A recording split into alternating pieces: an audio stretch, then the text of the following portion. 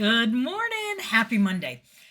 Okay, I hope you had a great weekend. Actually, it's been a couple weeks since I talked to you because I took off Martin Luther King Day. So I didn't come and talk to you, but boy, I've had some really good revelations this past weekend, and it all stemmed from watching a couple of Netflix documentaries. Isn't that crazy? What inspires you? The first one I didn't even expect to inspire me. It was the one on it's Pepsi, Where's My Jet?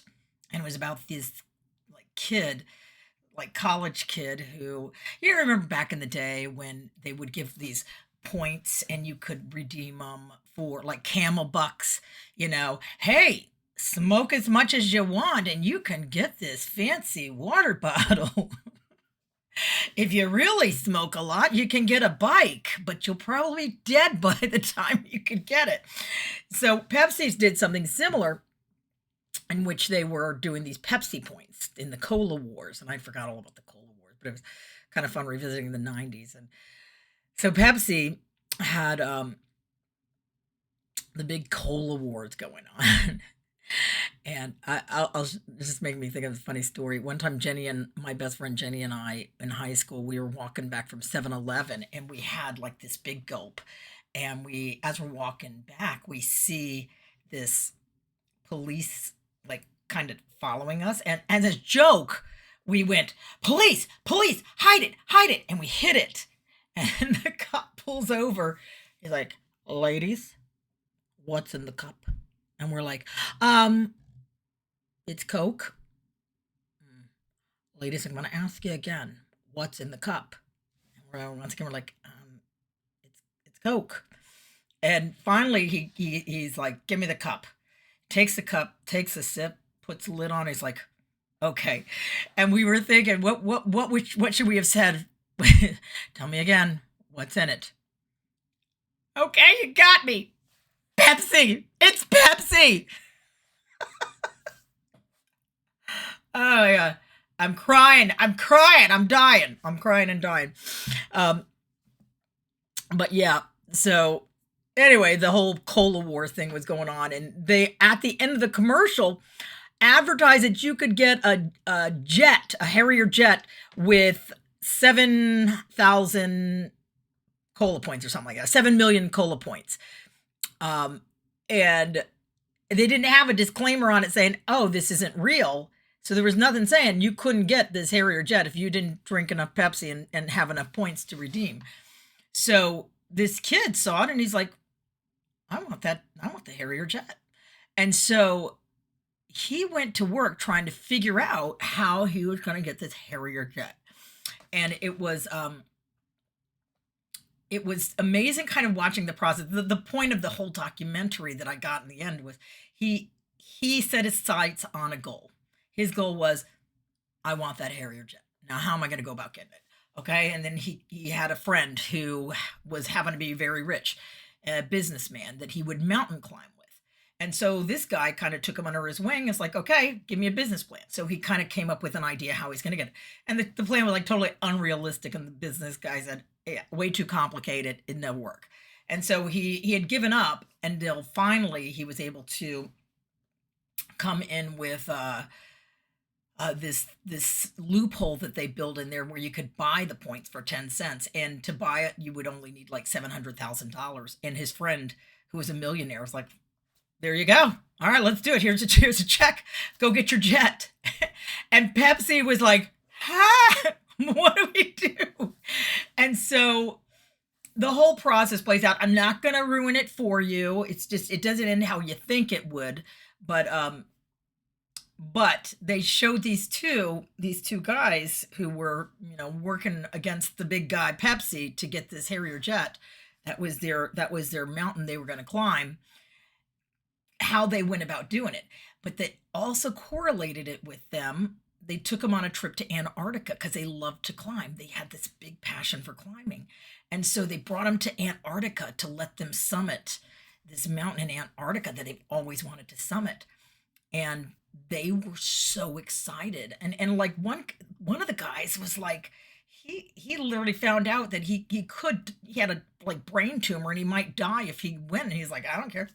I'm going to the summit. I got my mindset on the summit and it goes. And I'm like, whoa, how did that happen? And as they showed them walking, they were tethered together and they weren't sprinting up the mountain and getting there in one day. No, it was a process. It was a long process. Literally where the wind and elements are all coming at them. They're in their gear.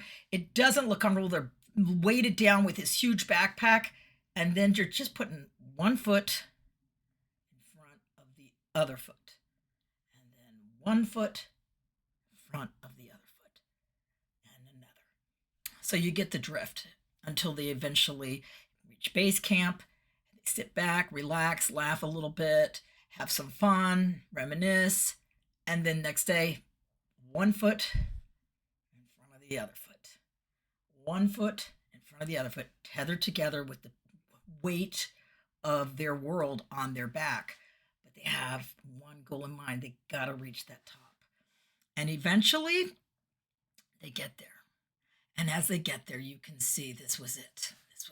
This was the moment. They did it for this moment. They were looking out, and all their efforts and all that hard work they had put in, going one foot in front of the other foot against all the elements with this weight on their back. They enjoyed this grandiose display of God. They were having a truly spiritual experience. And it got me thinking, it's like, you know what? That's it. Any problem, any challenge that I'm going through, no matter how big it seems, that's my summit. That's the summit I need to go for. And as I'm sitting there looking at the top of the summit, my first thought is, this is impossible. I don't want to climb to the summit. But I have no choice. I have to climb to the summit to solve this problem, to get to the other side of this issue. And so I tether myself to my higher power, who I choose to call God. And I start the journey, God leading the way, one foot in front of the other foot, one foot in front of the other foot, with the weight of all my spiritual tools and everything I'm carrying on my back to help me on my journey. And eventually I get to base camp 1 and I sit back with my higher power and I looking at the beauty and taking everything in and knowing that, yeah, you know what? I'm getting closer and closer to that summit. I'm getting closer and closer to that summit. And I'm going to get there.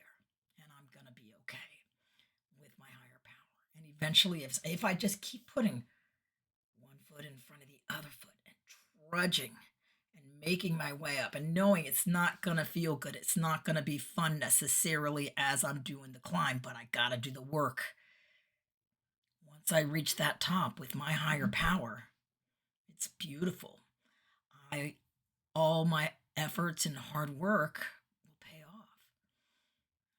And even as far as like anybody dealing with anything, like I related it last night to a bunch of ladies I was speaking at a meeting for a rehab, and I talked about sobriety being the same way.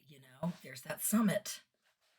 Tether yourself to your higher power. Just keep putting one foot in front of the other foot, other foot. And eventually you're going to get there, but you don't stop. You don't give up. You don't turn around and say, I can't do this. And then turn around again and say, all right, I got to try again.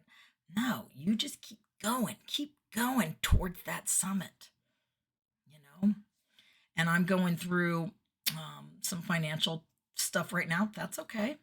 I'll get through it. That's my summit. I've got my goals set. I've got my base camps. I've got my higher power with me. We'll get to the other side of this. So I don't have anything to worry about,